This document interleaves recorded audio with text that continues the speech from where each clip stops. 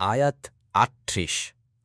হুনালিকা দাআ যাকারিয়া রাব্বাহু ক্বালা রব্বি হাবলি মিন লাদুনকা যুররিয়াতান তাইয়্যিবাতান ইন্নাকা সামিউদ দুআ। অনুবাদ: সেখানেই জাকারিয়া তার রবের নিকট প্রার্থনা করে বললেন, হে আমার রব, আমাকে আপনি আপনার নিকট থেকে উত্তম সন্তান দান করুন। নিশ্চয়ই আপনি প্রার্থনা শ্রবণকারী। তাফসির ১ নং ফুটনোটের বিবরণ। জাকারিয়া আলাইহিসসালাম তখনও পর্যন্ত নিঃসন্তান ছিলেন। সময়ও ছিল বার্ধক্যের, যে বয়সে স্বাভাবিকভাবে সন্তান হয় না। তবে আল্লাহর শক্তি সামর্থ্যের প্রতি তার অগাধ বিশ্বাস ছিল যে অলৌকিকভাবেই হেন বার্ধক্যের মধ্যেও তিনি সন্তান দিতে পারেন। তবে অসময়ে অস্থানে দান করার আল্লাহর মহিমা ইতিপূর্বে তিনি কখনও প্রত্যক্ষ করেননি।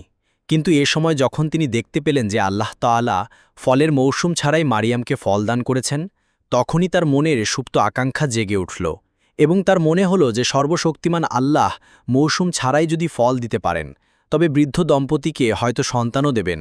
বললেন, হে আমার রব, আমাকে আপনি আপনার নিকট থেকে সৎ সন্তান দান করুন। এতে বোঝা যায় যে সন্তান হওয়ার জন্য দোয়া করা রাসূলগণের ও নেককারদের সুন্নাত।